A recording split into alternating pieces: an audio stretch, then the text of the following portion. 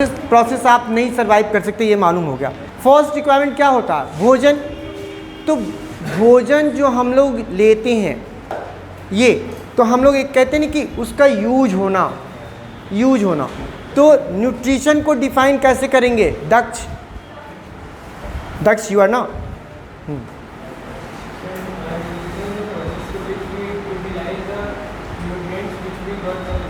ठीक है, जो लेते हैं और उसको यूटिलाइज करते हैं। ठीक है।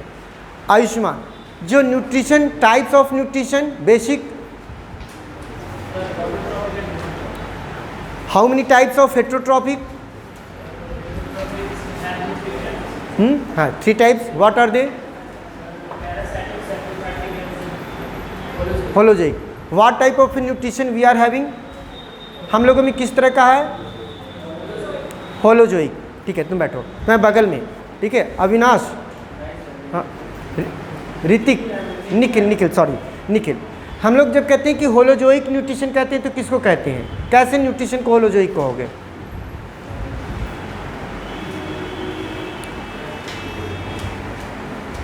तुम बोलो। तुम तो नहीं पढ़ी थी, जानती हो तो बताओ। मतलब जब आप सॉलिड और लिक्विड को लेते हैं तो वो क्या कहलाता है? होलोजोइक। ठीक है। अमीबा में क्या होता है? होलोजोइक या होलोजोइक होता है। अब प्रश्न नेक्स्ट, आप तो नहीं पढ़े थे दक्षिण। हाँ, तुम्हारा सबसे नाम इसका क्या था, जो सबसे बदमाश वाला नाम इसका? बागीस ना, बागीस। ठीक है, बस से बदमाश, बस से बागीस, कोई बात नहीं। अब लेकिन अब चलो, बागीस हमको जानते कि बता देगा जवाब। बागीस ये बताओ कि हम लोगों में जो होलोजोइक न्यूट्रिशन होता है, हम लोगों में कितने स्टेप में होलोजोइक न्यूट्रिशन कंप्लीट होगा? 5 steps. First step will be in, second,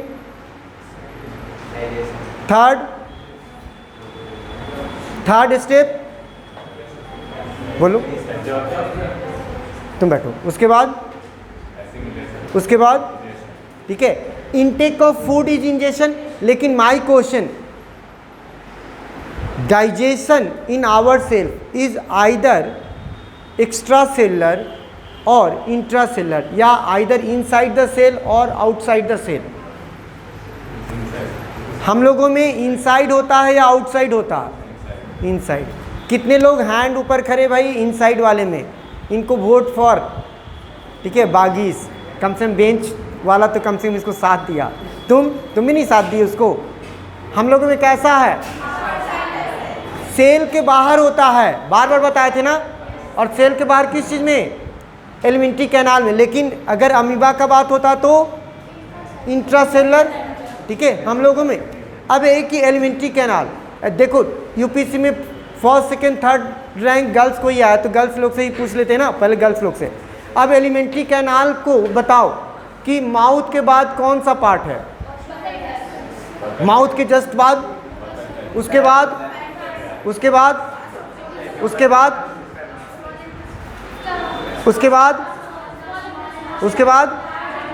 small intestine का 3 पार्ट है,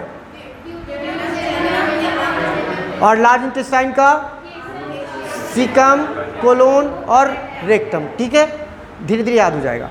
अब ये हम लोग देख लिए।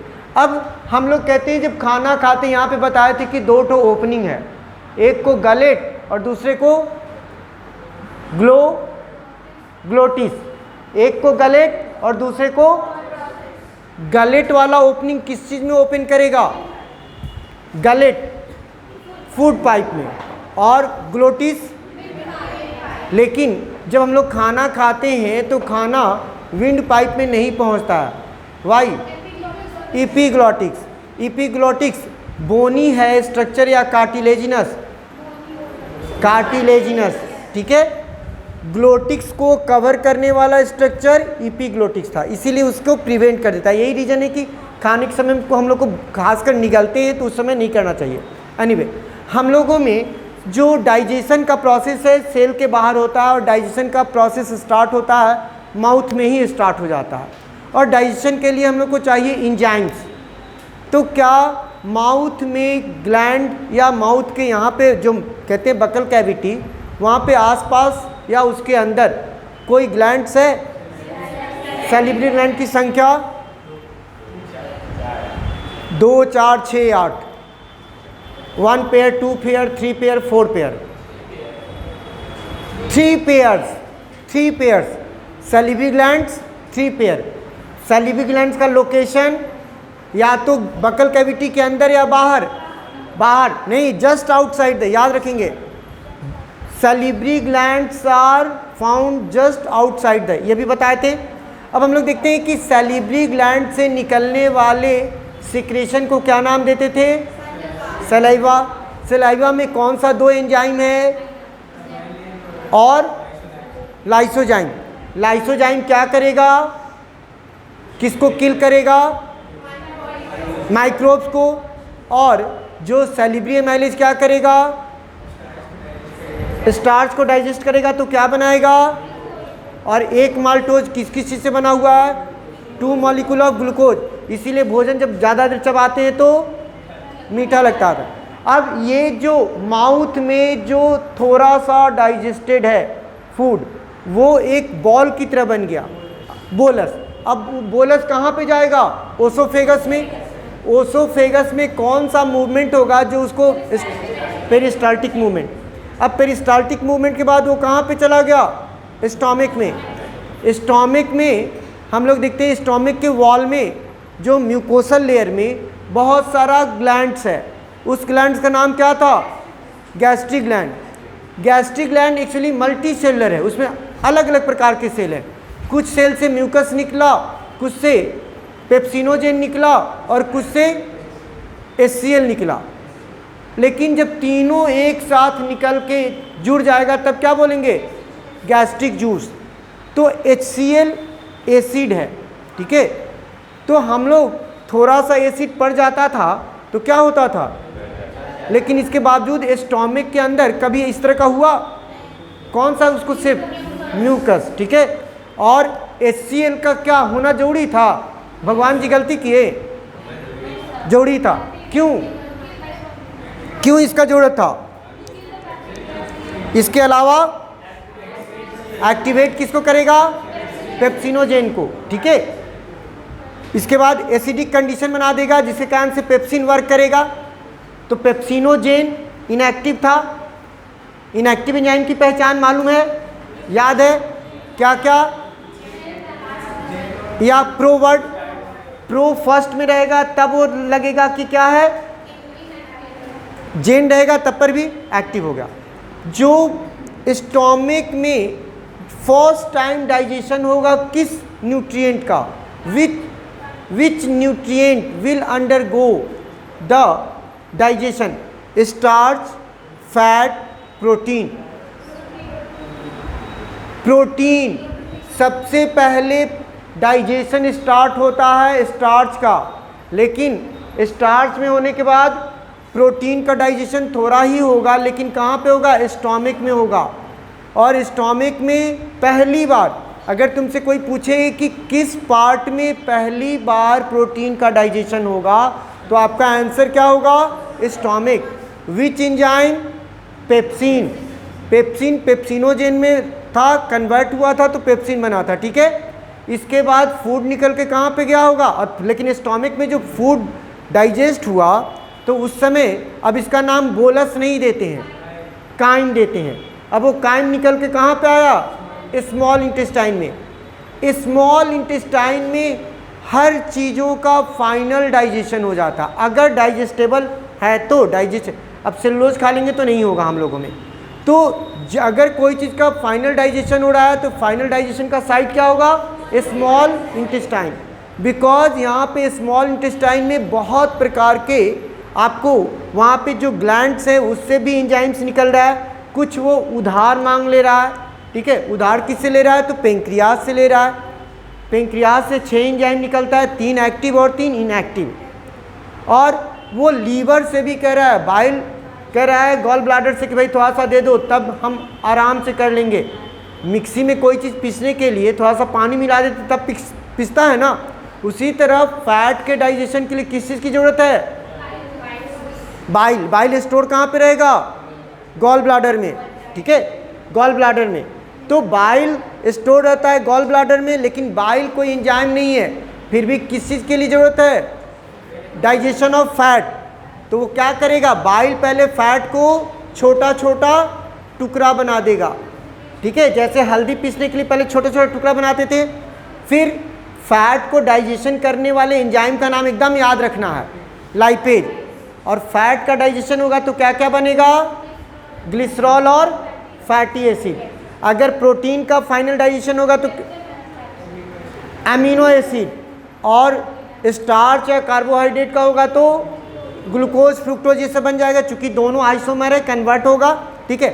अब भोजन पूरी तरीके से डाइजेस्ट हो चुका था जितना भी हो सकता था, अब उसमें क्या होगा, ये तो एक्चुअली इस कैविटी में है ना, सेल के अंदर तो है नहीं, तब तक उस न्यूट्रिएंट और उस डाइजेशन का कोई वैल्यू नहीं है जब तक कि वो सेल के अंदर नहीं पहुंच जाता है। जब तक वो सेल के अंदर नहीं पहुंच जाएगा तब तक उसका कोई वैल्यू नहीं है, ठीक है, इस बात को ध्यान देंगे, उसका कोई वैल्यू नहीं है। अब हम लोग क्या देखते हैं कि जब इस चीज़ को जाने तो सबसे पहले एब्जॉर्प्शन का काम होगा। जो काइल भोजन बन गया था वो एब्जॉर्ब किया, एब्जॉर्ब करने का काम कौन किया सबसे पहले, स्मॉल इंटेस्टाइन में क्या है, फिंगर लाइक, विलाई या विली, ये एब्जॉर्प्शन करेगा, उसके बाद ब्लड में आएगा और ब्लड के माध्यम से वो सभी टिश्यूज में चला जाएगा, ठीक है। लेकिन जो चीज़ नहीं पचा वो रह जाएगा स्मॉल इंटेस्टाइन से लार्ज इंटेस्टाइन में, रेक्टम में जमा होगा, फिर एक पर्टिकुलर प्रोसेस के द्वारा शरीर से बाहर इजेशन हो जाएगा।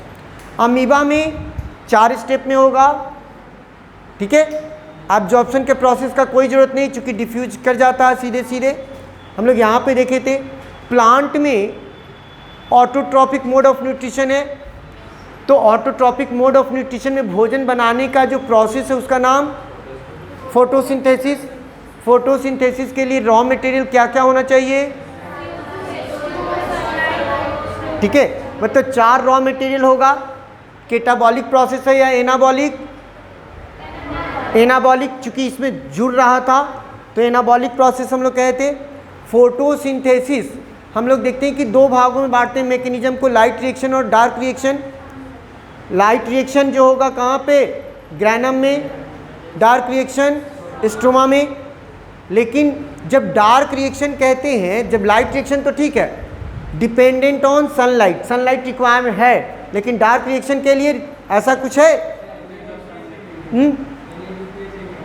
हाँ, तो वहाँ वो चाहिए जो कि प्रोडक्ट किसका है, लाइट रिएक्शन का। तो हम लोग क्या लिखते हैं कि डार्क रिएक्शन का मतलब ये नहीं कि ऑलवेज डार्क में ही होगा, हो सकता है कभी भी, बट रिक्वायरमेंट क्या है, ATPO और NADPH2 जो कि प्रोडक्ट ऑफ लाइट रिएक्शन। हम लोग देखे थे कि जब फोटोसिंथेसिस में ऑक्सीजन इवॉल्व होता है और फोटोसिंथेसिस में CO2 भी यूज हो रहा है और H2O, दोनों में सोर्स है ऑक्सीजन। लेकिन जो फोटोसिंथेसिस में ऑक्सीजन निकला था वो ऑक्सीजन का सोर्स क्या था, H2O या CO2, H2O है। हम लोग देखते हैं कि फोटोसिंथेसिस जो सनलाइट में जो 7 कलर अलग अलग डेविएट करेगा, डिस्पर्शन होगा, तो उसमें कौन सा कलर वाकई रोल प्ले करता है ज़्यादा अच्छा, रेड और ब्लू। लेकिन कौन सा कोई रोल नहीं, ग्रीन। याद रखेंगे यहाँ पे स्टार्च बना है या नहीं बना है, इसके लिए टेस्ट करने के लिए आयोडीन सॉल्यूशन हम लोग यूज किए थे, ठीक है, तो ये याद रखेंगे। फिर थोड़ा सा आ जाते हैं ब्रीदिंग पे भी कुछ पूछ लें। तो हम लोग रेस्पिरेशन में 2 प्रकार का रेस्पिरेशन, एरोबिक और एनारोबिक, किसमें कंप्लीट ऑक्सीडेशन होगा, ठीक है, और एनारोबिक में पार्शियल होगा। कोई भी रेस्पिरेशन का प्रोसेस होगा तो पहला स्टेप क्या होगा, ग्लाइकोलाइसिस में क्या होगा, एक ग्लूकोज से ब्रेक करके क्या बना देगा, 2 पायरुविक एसिड बना देगा। अगर ऑक्सीजन अवेलेबल नहीं है, हम लोगों के बॉडी की बात कर रहे हैं, हम लोगों के बॉडी के सेल में ऑक्सीजन अवेलेबल नहीं है तो पायरुविक एसिड किस चीज़ में कन्वर्ट कर जाएगा, लैक्टिक एसिड। और उसके बाद हम लोग को क्या होगा, पेनफुल कंडीशन हम लोग फील करेंगे, वहाँ पे क्रैम्प आ जाएगा।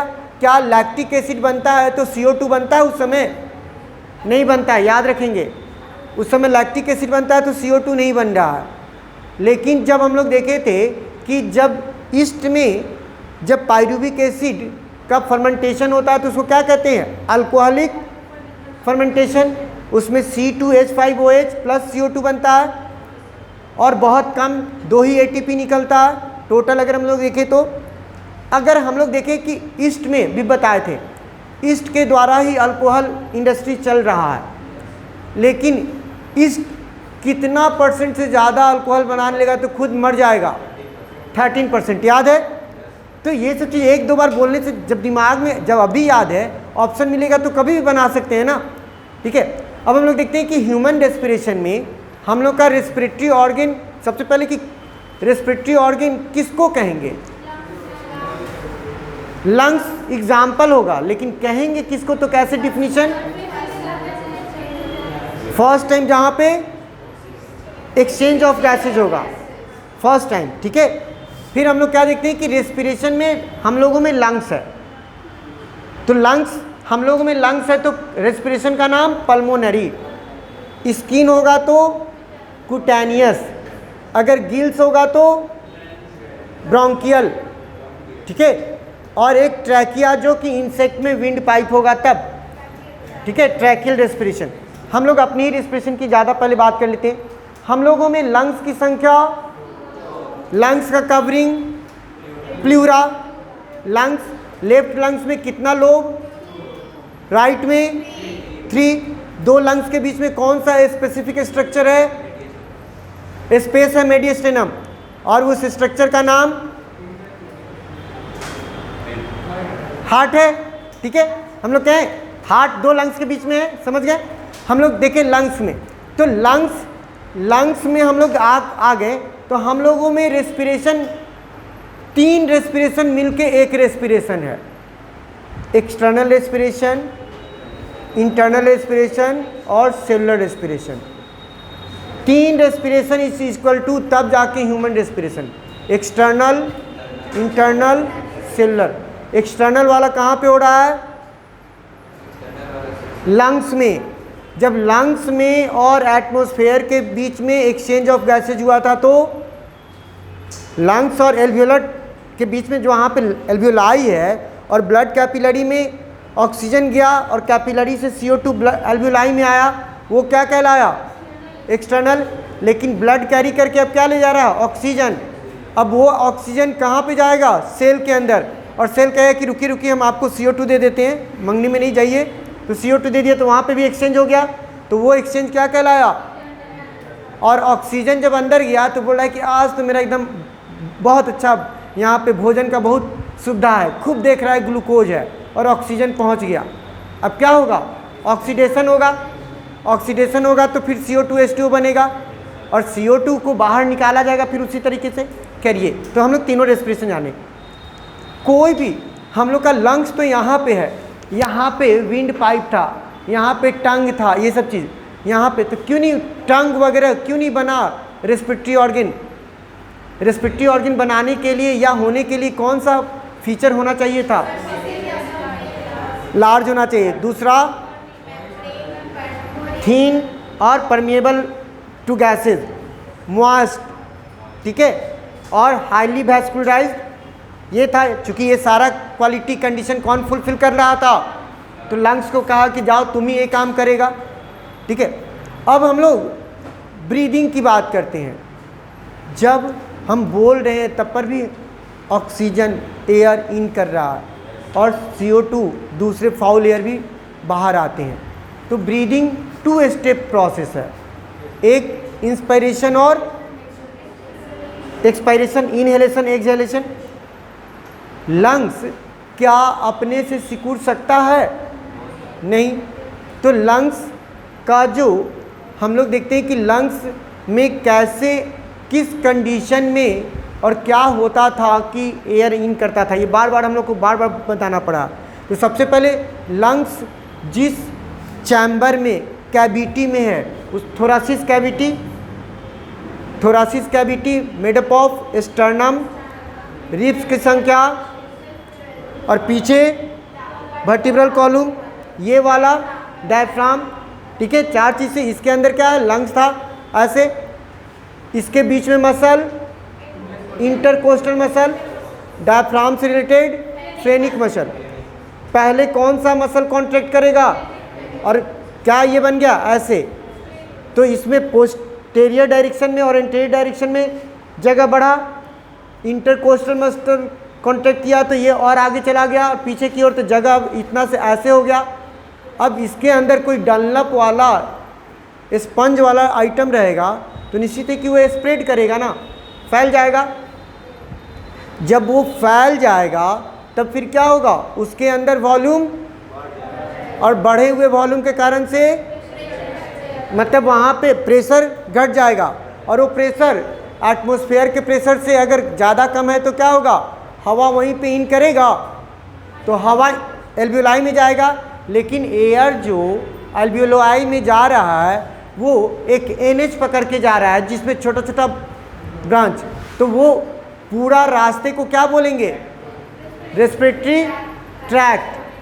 ठीक है, उसमें हम लोग को याद है कि किसके बाद क्या है, हम लोग के रेस्पिरेटरी ट्रैक्ट में जो trachea plus primary bronchi, secondary bronchi और टर्सरी ब्रोंकी कभी भी सिकुड़ के एक दूसरे से ऐसे मिलता नहीं है। कौन सा चीज़ उसको कोलैप्स होने, सी शेप कार्टिलेज। ठीक है, ये चीज़ से अब हम लोग इतना जान गए थे, तो ये भी और जस्ट अपोजिट होगा तो फिर क्या होगा, बाहर जाएगा। जब लंग्स का प्रेशर बढ़ेगा तो फोर्स करेगा बाहर निकलने के लिए, और उसका सेलुलर रेस्पिरेशन होगा, हम लोग यूज कर लेंगे सब कुछ। क्योंकि रेस्पिरेशन हम लोग की ज़रूरत क्यों है, क्यों रेस्पिरेशन ज़रूरत है, क्योंकि इससे क्या मिलेगा, एनर्जी मिलेगा, और यही एनर्जी मिलेगा तो सारा काम होगा हम लोग का। बिना एनर्जी के कोई काम होगा नहीं होगा, इसीलिए रेस्पिरेशन को हम लोग बड़ा इंपॉर्टेंट माने थे। उसके बाद हम लोग क्या देखे थे, नेक्स्ट में थोड़ा ही सा बता रहे हैं। ठीक है, उसके बाद रेस्पिरेशन, हाँ रेस्पिरेशन में जब हम लोग कह रहे थे तो एक जब हवा निकलता है तो उसमें CO2 रहता है, हमको तो मालूम ही नहीं था। तो हाँ अच्छा, आयुष्मान करके मालूम नहीं था, हम क्या करें, हम थोड़ी बताएंगे। ठीक है, नहीं बताएगा तो बताएगा ही, क्यों, कैसे बताओगे तुम, और तुम पढ़वे नहीं किया, सिर्फ पढ़ लिख के क्या होगा। ठीक है, अरे दिल्ली पब्लिक स्कूल में नाम लिखा लिया तो अब तुम अपने कहना कि स्कूल वाला का नाम रख देगा, कौन कैलिफोर्निया या ऑक्सफोर्ड लिखवा देगा, कैम्ब्रिज। खैर हाँ, तुम बताओ दक्ष, कैसे तुम प्रूव करोगे, पहले दक्ष से। वाइट हो जाएगा, मतलब लाइम वाटर टर्न्स मिल्की, अगर उसमें आप सांस को फूकेंगे अच्छे से तो ये हो जाता था। खैर ये चीज़ हम लोग जान गए थे। प्लस हम लोग हार्ट को स्टार्ट किए थे। सबसे पहले हार्ट किसके किसके, दो लंग्स के बीच में, हार्ट का हम लोग जो देखते हैं ऊपर से, उसके ऊपर एक कवरिंग है, कवरिंग इज कॉल्ड पेरिकार्डियम। ठीक है, हार्ट का शेप कोन शेप और साइज प्रत्येक अपने के मुट्ठी के बराबर। हार्ट को अंदर से देखेंगे तो ऊपर से एक ही बिल्डिंग लग रहा है, लेकिन उस बिल्डिंग में अंदर जाइएगा तो 4 ठो रूम दिखाई देता है, 4 चैम्बर। तो अपर दोनों चैम्बर को एट्रिया, नीचे वाला दोनों चैम्बर वेंट्रिकल। हम लोगों का हार्ट जो है कंप्लीटली लेफ्ट और राइट में डिवाइडेड था। लेफ्ट साइड में डीऑक्सीजनेटेड या ऑक्सीजनेटेड, लेफ्ट साइड जब डीऑक्सीजनेटेड नहीं हुआ तो ऑक्सीजनेटेड ही होगा, और राइट साइड में डीऑक्सीजनेटेड। ठीक है, याद रखेंगे। हम लोगों में लेफ्ट साइड में ऑक्सीजनेटेड या प्योर ब्लड, और इसमें ठीक है, कोई एक ऐसा हमको वेसल्स का नाम बताइए ब्लड वेसल्स में, वेन का, जो pure blood oxygenated blood carry करता है, पल्मोनरी वेन। और आर्टरी में पल्मोनरी आर्टरी इम्प्योर करता था। ठीक है, नहीं हम लोग वहाँ पे नहीं थे। फिर वेन वहाँ पे रेनल आर्टरी रेनल वेन अलग अलग है, आप फिगर में देखिएगा, रेनल आर्टरी भी है, रेनल वेन भी दिया हुआ है। ठीक है, दोनों दिया है, एक ही एक्सेप्शन है ही।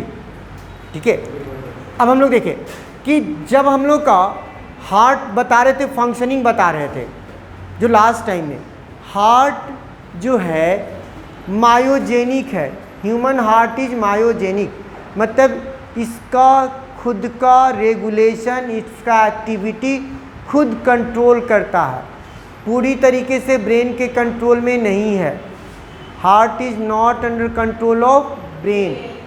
अगर कोई ऑर्गेन खुद से, हार्ट चूँकि अपने self regulated controlled structure organ है, इसलिए इसको क्या कहते हैं, मायोजेनिक हार्ट।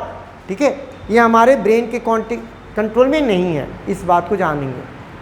हार्ट में 4 चैम्बर है और हार्ट काम करता है पंपिंग का, और उसको कहाँ से ब्लड मिलता है, तो लंग्स से मिलता है, बॉडी पार्ट से। ठीक है, तो हम लोग देखते हैं कि सबसे पहले कि ये हार्ट में 4 चैम्बर, अगर हार्ट का कोई चैम्बर कॉन्ट्रैक्ट करेगा तो उसको क्या बोलेंगे, सिस्टोल, और जब रिलैक्स करेगा तो डायस्टोल। यही बताए थे ना, हार्ट का 4 चैम्बर है। पहले तो हार्ट का चैम्बर जब कॉन्ट्रैक्ट करेगा तो, रिलैक्स करेगा तो डायस्टोल। ठीक है, डायस्टोल। अब हम लोग याद रखेंगे ये चीज़। और दूसरी बात याद रखना है कि हार्ट का चारों चैम्बर एक साथ सिस्टोल या कॉन्ट्रैक्ट नहीं होता है, और ये भी सब अपना तालमेल बनाए हुए हैं, रिदम बनाए हुए हैं। दोनों आर्टरिया एक साथ सिस्टोल करता है, कॉन्ट्रैक्ट करता है, उस समय दोनों वेंट्रिकल रिलैक्स करता है, और जब वेंट्रिकल सिस्टोल करता होगा तो, ठीक है। और ये भी बात ध्यान देंगे जब हम लोग कार्डियक साइकिल पढ़ते हैं तो हार्ट को एक बार पूरे बॉडी में ब्लड को सर्कुलेट करने के लिए 0.8 सेकेंड लगता है, और इस समय तो वाकई में 0.8 सेकेंड में हार्ट केवल 0.4 सेकेंड ही काम कर रहा है, और 0.4 सेकेंड में तो दोनों एट्रिया और दोनों वेंट्रिकल कैरम बोर्ड मिलके खेल रहा है, तो रेस्ट कर रहा है। तो ये हम लोग कहते नहीं कि हार्ट सबसे ज़्यादा काम करता है, लेकिन हार्ट तो हमको लगता है कि कामचोर भी है। तुम्हारे लाइफ का 50% टाइम तो वो काम ही नहीं कर रहा है, रेस्ट ही नहीं कर रहा है। अगर कोई तुमसे कहे कि हमारा हार्ट जो है वो केवल लगातार काम करता है, सबसे ज़्यादा काम करता है, और कोई कह रहा है कि नहीं हार्ट कामचोर है, कैसे, तो हार्ट अपने पूरे लाइफ का 50% टाइम में तो रेस्ट ही करता है। क्या बोले कि एक बार पूरे ब्लड को सर्कुलेट करने के लिए कितना सेकेंड, 0.8 सेकेंड, और 0.8 सेकेंड में 3 इवेंट है, और 3 इवेंट में तुम्हारा कौन कौन है, एक एट्रियल सिस्टोल था, दूसरा वेंट्रिकुलर सिस्टोल और ज्वाइंट डायस्टोल। ठीक है, ठीक है, atrial systole 0.1 second, ventricle systole तुम्हारा 0.3 सेकेंड, और ज्वाइंट डायस्टोल 0.4 सेकेंड। ये ध्यान रखेंगे। इसका मतलब है आर्टरिया कितने समय तक, ये भी बताएं कि जब वेंट्रिकल सिस्टोल करता है तो ये भी रेस्ट करता है। इसका जो काम था ये काम 0.1 सेकेंड में कर लिया, इसके बाद ये कहाँ चला गया होगा, क्रिकेट या कैरम बोर्ड खेलने, तो अगले कितने सेकेंड तक ये रेस्ट कर रहा है, 0.4 प्लस 0.3। जब ये काम कर रहा है उस समय भी तो रेस्ट, तो पूरा रेस्ट आर्टरिया कितने समय के लिए किया।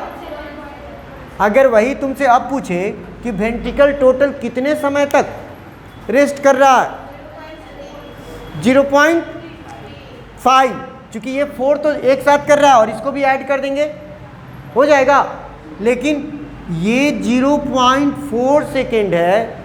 ये चारों भाई एक साथ मिलके कैरम बोर्ड खेल रहा है, रेस्ट कर रहा है, तो इसीलिए क्या कहा गया, ज्वाइंट डायस्टोल। डायस्टोल क्या बोलते हैं, रिलैक्स वाला पीरियड। हम लोग रिलैक्स करते हैं तो इसका मतलब ये नहीं कि आयुष्मान की तरह आंख बंद बंद करके भी ऐसे सूत रहे हैं।